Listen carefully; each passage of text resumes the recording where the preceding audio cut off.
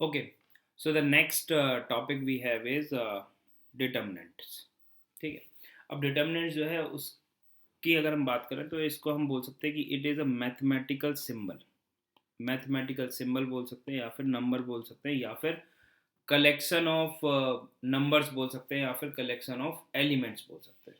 जैसे कि अगर ऐसा बोला जाए कि मैथमेटिकल सिंबल जो है, तो अगर दो वर्टिकल लाइंस के बीच में, ठीक है, इन दो वर्टिकल लाइंस के बीच में हमने स्क्वायर फॉर्म में नंबर रखे. स्क्वायर फॉर्म में नंबर रखे का मतलब ये हुआ कि ए वन वन अगर मैं इसको लिखूं और इसको मैं लिखूं ए12 ए21 और इसको मैं लिख दूं ए22, इस तरह से मैंने लिखा. तो ये जो सिंबल है, ये जो दो वर्टिकल लाइंस हैं V1 और V2, इनके बीच में हमने ये चार नंबर रख दिए. तो यहाँ पर ये जो A11 और A12 है, ठीक है, A11 और A12, ये क्या फॉर्म कर रहा है, ये रो फॉर्म कर रहा है, तो इसको हमने बोल दिया रो 1. और सिमिलरली A21 और A22 जो है, A21 A21 और A22 जो है वो भी एक रो फॉर्म कर रहा है, तो उसको हमने बोल दिया रो 2. ठीक है. तो जो हॉरिजॉन्टल वे में जो नंबर लिखे हुए हैं वो रो फॉर्म कर रहे हैं. जो वर्टिकल फॉर्म में जो नंबर लिखे हुए हैं, अगर हम यहाँ पर देखें तो वर्टिकल फॉर्म में जो नंबर है वो है आपके पास में A11 और A21. तो ये जो है ये फॉर्म कर रहे हैं कॉलम 1. और सिमिलरली वी कैन से कि जो नंबर लिखे हुए हैं वर्टिकल फॉर्म में, they are A12 and A22, ये फॉर्म कर रहे हैं कॉलम्स को. तो कॉलम 1 और कॉलम 2 हम बोल सकते हैं इनको. ठीक है. तो यहाँ पर कितने रोज हैं, यहाँ पर दो रोज हैं और दो कॉलम हैं. तो हम इसको बोल देंगे कि this is determinant determinant of order 2. और we can simply say that determinant of order 2 भी हम बोल सकते हैं, या फिर हम बोल सकते हैं डिटर्मिनेंट ऑफ ऑर्डर 2 क्रॉस 2. दोनों ही सेम बातें हैं. बट जब हमने 2 क्रॉस 2 लिखा, तो ये जो है ये बता रहा है number and number of columns. Number of rose and number of columns. ठीक है. तो डिटर्मिनेंट के केस में नंबर ऑफ रोज और नंबर ऑफ कॉलम्स जो हैं वो सेम ही रहेंगे. तो आप ऑर्डर 2 बोलो या ऑर्डर 2 क्रॉस 2 बोलो, एक ही बात है. ठीक है. तो इसमें A12 A21 और A12 है, A21 है, A22 है, ये क्या है, ये है एलिमेंट्स. ये क्या है, इसको हम बोलते हैं एलिमेंट्स ऑफ डिटर्मिनेंट, को हम सिंपली ऐसे DET भी लिख दिया, ऑफ डिटर्मिनेंट. तो वो क्या है, ए, here we can say A11 A12 A21 and A22. इनको जो है वो हमने क्या बोल दिया, these are the determinants of the order 2. ठीक है. अब यहाँ पर हमने इनको A11 A12 A21 और A22 के फॉर्म में लिखा हुआ है. तो इसको अगर हम जनरलाइज वे में लिखें तो हम AIJ भी लिख सकते हैं. अब यहाँ पर ये जो I है ये क्या बता रहा है, और ये जो J है ये क्या बता रहा है. तो अगर हम समझे तो AIJ क्या है खुद में, AIJ खुद तो क्या हो गया, एलिमेंट. ये क्या हो गया, एलिमेंट. ठीक है, ऑफ गिवन डिटर्मिनेंट. कोई एक डिटर्मिनेंट गिवन है, उसका ये एलिमेंट है. अब इस एलिमेंट में जो I जो है वो बता रहा है यहाँ पर of ith row, element of ith row and jth column, jth column. तो यहाँ पर अगर हमने I की जगह पर देखो यहाँ पे 1 रख दिया और J की जगह पर भी 1 रख दिया, तो ये A11 क्या हो गया, this is element of the determinant present in first row and first column, ऐसे बोल सकते हैं. तो इसके नाम से जो है इसके लोकेशन का पता चल रहा है कि A11 कहाँ पर प्रेजेंट है, क्या है, क्या A11 एलिमेंट है किसका, डिटर्मिनेंट का। अब A11 में 1 क्या बता रहा है, तो 1 बता रहा है कि first row and first column.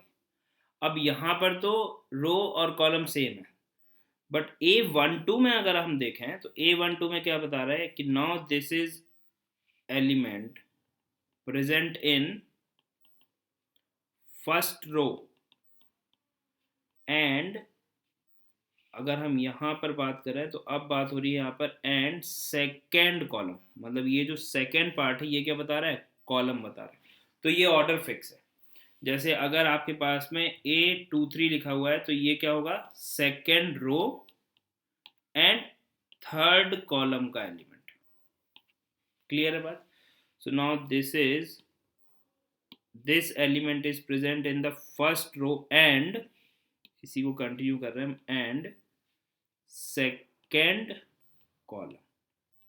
ठीक है, तो ये कनेक्टिविटी के लिए आप देखो ये सिमिलर, ये इस तरह से ये स्टेटमेंट अभी कंप्लीट हो गया। ये हमने किसके बारे में बोला है, फॉर A12 के लिए। अभी A21 के लिए आप बोलो this is element of the determinant of the row. First element जो है इसमें मतलब कि जो ith है वो क्या बता रहा है, रो नंबर, j जो है वो क्या बता रहा है, कॉलम नंबर। तो A21 क्या होगा, element of the determinant of the second row, second तो रो होगी और फर्स्ट क्या होगा, कॉलम होगा। ठीक है, तो आप यहाँ से भी देखो तो ये सेकेंड रो हो गई, रो 2, और ये कॉलम 1।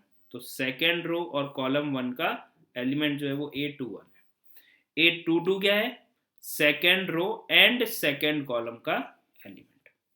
क्लियर है बात। तो ये तो हो गया आपके पास में डिटर्मिनेंट ऑफ ऑर्डर 2। अगर हम बात करें डिटर्मिनेंट ऑफ ऑर्डर 3 की, ठीक है, तो जैसे कि फॉर एग्जांपल जैसे ऐसा लिखा हुआ है आपके पास में 5 7 2 9, तो इसमें कितने रोज हैं, 2 रो हैं, ये रो 1 एंड ये रो 2। कॉलम कितने हैं इसमें, कॉलम है इसमें 2, कॉलम 1 एंड कॉलम 2।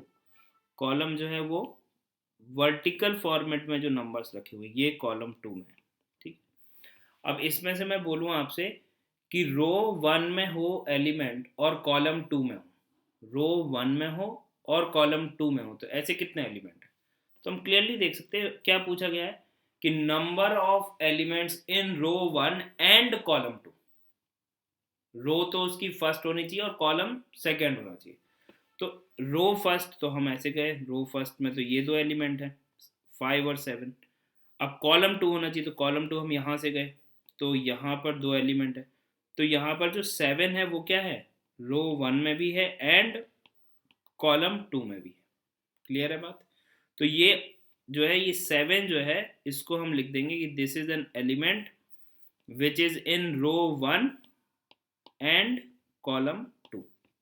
ठीक है, कॉलम 2 में हो और रो 1 में हो, तो कॉलम 2 में हो मतलब यहाँ पर और रो 1 में हो। ठीक है, लेकिन अभी अगर हम बात करें यहाँ पर कि एलिमेंट बताओ जो कि कॉलम 2 में भी हो और रो 2 में भी हो, तो रो 2 में हो और कॉलम 2 में हो, अब ऐसा एलिमेंट कौन सा होगा भाई, रो 2 में 2 एलिमेंट है, या तो 9 और 2।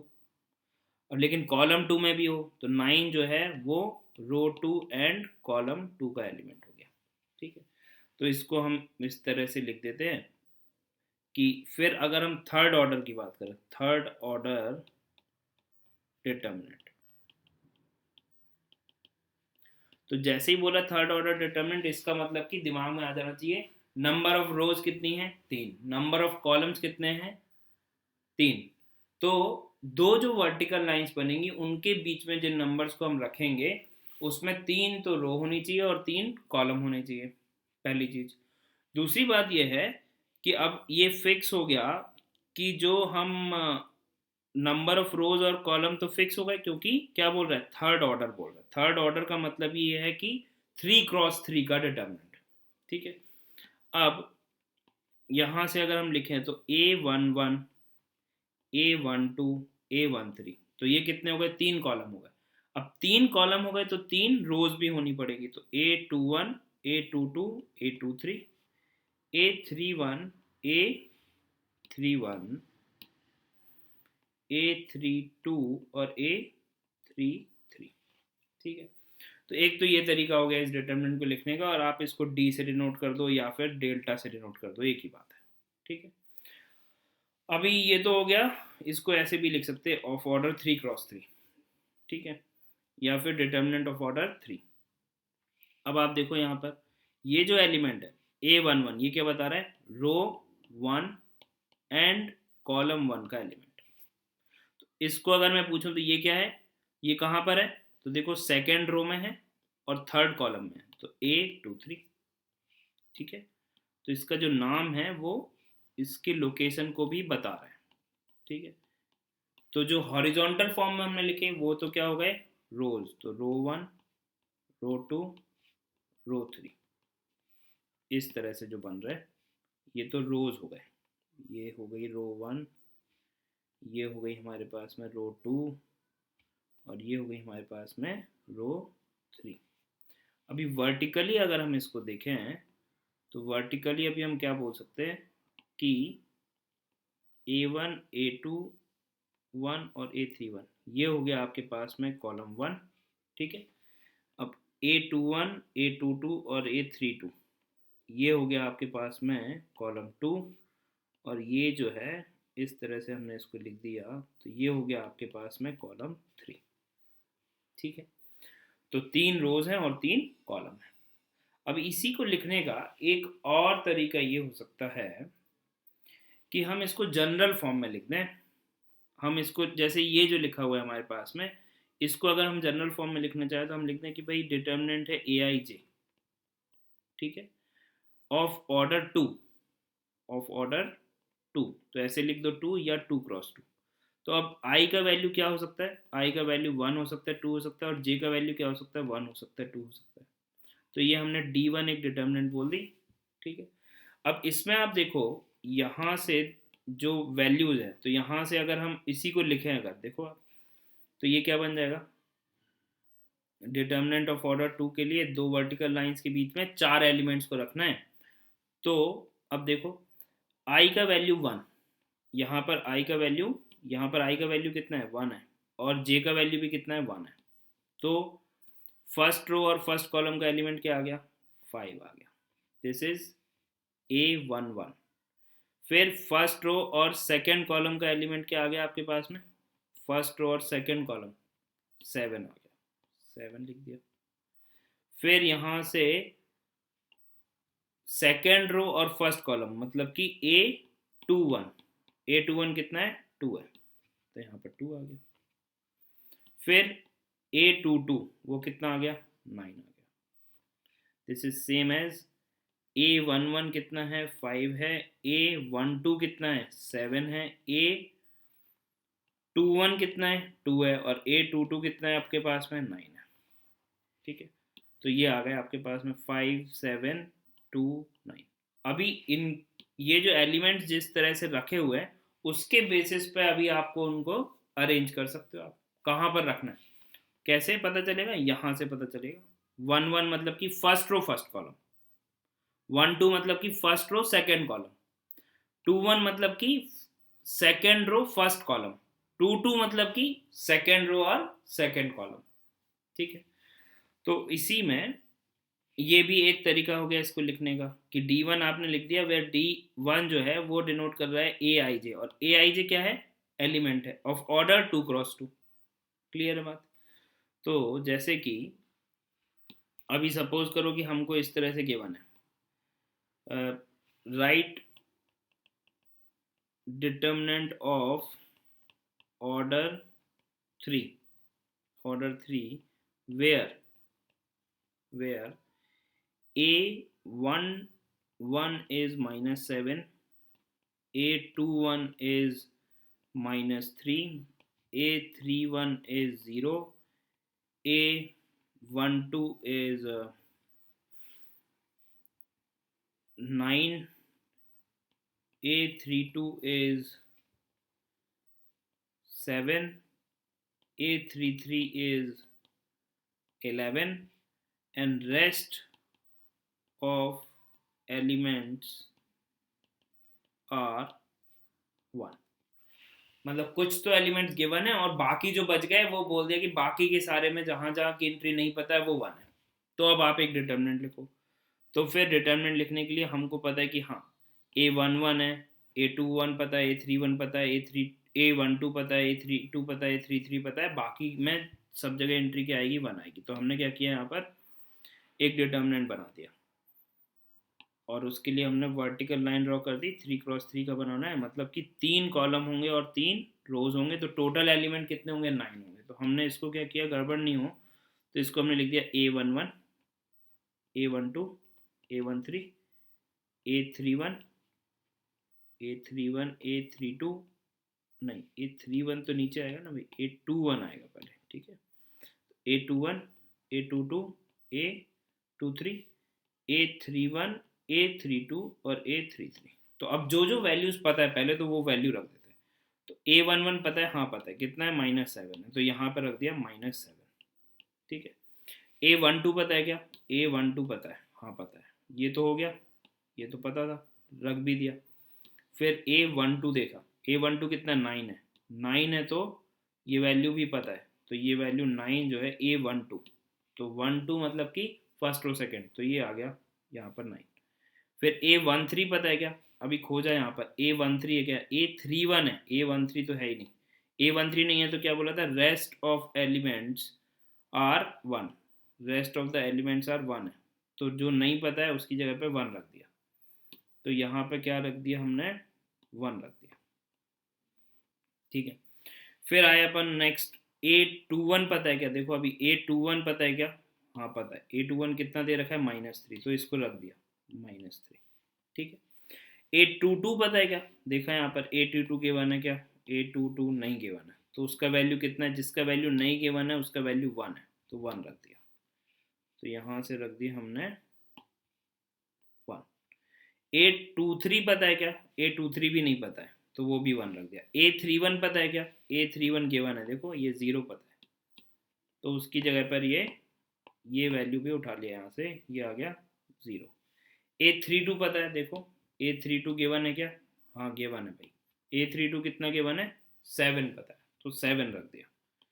फिर A33 पता है क्या, A33 गिवन है 11 है, तो 11 रख दिया, ठीक है। तो 6 एंट्रीज गिवन थी, तो वो हमने रख दिया -7 -7 -3 -7 -3, और A12 9, A32 7, A33 11, A13 बाकी नहीं, ये 3, और A31, ये वैल्यूज पता थी, और बाकी की 3 वैल्यू जो है वो 1, क्योंकि rest of the elements are 1, ऐसे बोल दिया। तो ये आ गया हमारे पास में डिटर्मिनेंट ऑफ ऑर्डर 3, ठीक है।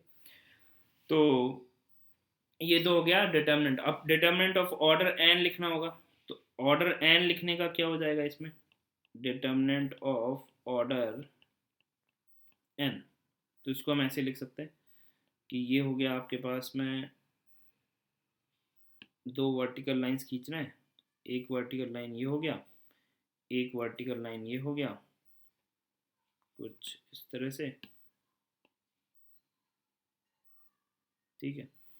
अब बस यहाँ पर आप लिख दो, क्या जाएगा, A11 A12 A13 से लेकर ऐसे चलता जाएगा A1n, तो ये कितने हो गए, n कॉलम्स हो गए। तो यहाँ पे क्या जाएगा, फिर इसी तरह से आप लिख दो यहाँ पर A21 A22 A23, ऐसे चलता जाएगा A2n, फिर A31 A32 A33 से लेकर ये चलता जाएगा A3n, फिर ऐसे चलता जाएगा, लास्ट में क्या जाएगा यहाँ पर n, यहाँ पर कॉलम्स है, देखो ये n कॉलम्स है, इस तरह से वर्टिकल कॉलम्स कितने हैं, ये n है, तो रोज कितनी होंगी, R1 R2 R3 up to Rn, n rows होंगी। तो यहाँ पे जो पहला एलिमेंट है वो क्या आएगा, an1 an2 an3 से लेकर ann तक। तो ये हो गई आपके पास में R1 R2 R3, इस तरह से चलता जाएगा, और ये Rn रो। और अगर हम कॉलम लिखें यहाँ से, तो ये देखो ये हो जाएगा आपके पास में column 1 column 2 column 3 and up to column n, ठीक। तो ये जो है ये कॉलम्स है, ये जो है वो रोज है, ठीक है। तो उन रोज और कॉलम के फॉर्म में जो हमने एलिमेंट्स को रखा है दो वर्टिकल लाइंस के बीच में, इस मैथमेटिकल सिंबल को ही हम क्या बोलते हैं, डिटर्मिनेंट। और फाइनली ये डिटर्मिनेंट क्या होगा, एक नंबर। वो अभी हम और आगे उसके बारे में पढ़ेंगे, ठीक है। डिटर्मिनेंट के केस में number of rose and column हमेशा सेम होंगे। फिर जब हम मैट्राइसिस पढ़ेंगे वहाँ पर हम देखेंगे कि कैसे रोज और जो number of columns and number of रोज जो है वो डिफरेंट भी हो सकता है, ठीक है। चलिए फिलहाल अगर हम डिटर्मिनेंट पे ही फोकस करें, तो this is determinant of order n। चलिए नाउ अभी हमारे पास में कुछ टर्म्स हैं। तो टर्म्स क्या होगा, जिसको अपन बोलते हैं डायगोनल एलिमेंट्स। डायगोनल एलिमेंट्स का मतलब क्या हो गया, जैसे कि आपके पास में ये लिखा हुआ है, एक डिटर्मिनेंट है और इस डिटर्मिनेंट में एलिमेंट चलिए हम ही रख देते हैं A11 A12 A13 A21 A22 A23।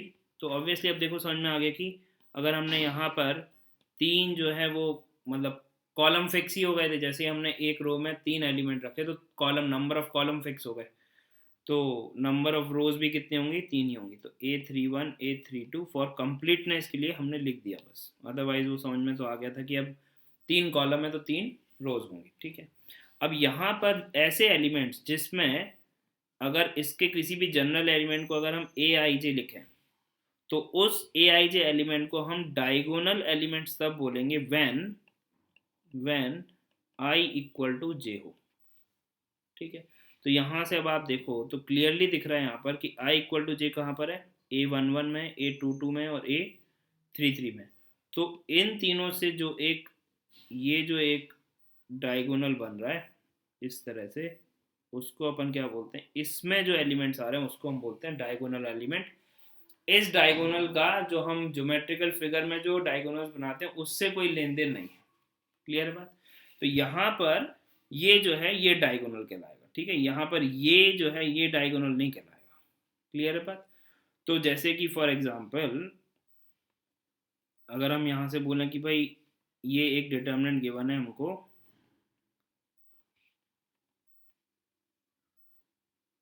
ठीक है, ये कोई एक डिटर्मिनेंट है इस तरह से,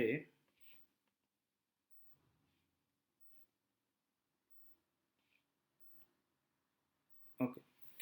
तो इस डिटर्मिनेंट में कुछ एलिमेंट्स है, लेट्स से -7 2 0 7 3 7 3 1 0 11 9। तो इसमें डायगोनल एलिमेंट्स क्या हैं, तो हम डायगोनल एलिमेंट्स बोलेंगे डायगोनल एलिमेंट्स आर -7 3 एंड 9। और ये -7 कौन सा, ये 3 और 9, इसकी वजह से लिखा है। मतलब कहने का ये है कि अगर मान लो यहाँ पे -7 होता तो हम इसको नहीं इंक्लूड कर रहे हैं, ठीक है। या फिर सपोज करो कि यहाँ पर भी -7 3 होता है यहाँ पर और यहाँ 9 होता, तो हम ये एलिमेंट्स यहाँ पे कंसीडर नहीं कर रहे हैं, ठीक है। हम एलिमेंट्स जो हैं वो उनकी जो ये वाली जो पोजीशन है, मतलब कि A11 A22 और A33 वाले जो एलिमेंट्स हैं वो ले रहे हैं, जिसके लिए I का वैल्यू J के बराबर है, ठीक है ना। मतलब कहने का ये है कि अगर 1 1 1 1 1 1 और 1 1 1 लिखा हुआ है तो हम डायगोनल एलिमेंट तो आप 1 1 1 ही लिखोगे कि ये 1 1 1 जो है वो डायगोनल एलिमेंट्स है, ठीक है। लेकिन ये वाले डायगोनल एलिमेंट्स मतलब कि ये वाले हमने 1 1 1 लिए, ये वाले 1 1 1 नहीं लिए, क्लियर है बात। क्योंकि हम तो वो एलिमेंट्स ले रहे हैं जिसमें I इक्वल टू जे है, मतलब कि जिस रो और जिस कॉलम को वो एलिमेंट बिलोंग कर रहा है उन रो और कॉलम का जो नंबर है वो सेम है। मतलब A11 कहने का मतलब ये हुआ कि this element is present in the ith row and ith column. अब इस I का वैल्यू अगर 2 है तो A22 बन जाएगा वो, मतलब कि सेकेंड रो और सेकेंड कॉलम। ऐसे एलिमेंट्स जो कि जिस रो या जिस कॉलम में प्रेजेंट है उनके रो का नंबर और कॉलम का नंबर सेम है, ठीक है। वैल्यू तो हम फिर लिख ही देंगे वहां से, ओके। तो -7 3 और 9 ये आ गए अपने पास में डायगोनल एलिमेंट्स, ठीक है। फिर ऐसे एलिमेंट्स एक और अपने पास में टर्म आता है कि इक्वल टू, अगर मतलब ए आई जे में अगर इस तरह के एलिमेंट आ जाए कि इक्वल टू तो नहीं बोल सकते अपन, जैसे A I J and A J I are called conjugate elements. इसको क्या बोलते हैं अपन? Conjugate elements. ठीक है, तो एक आ गया हमारे पास में कॉन्जुगेट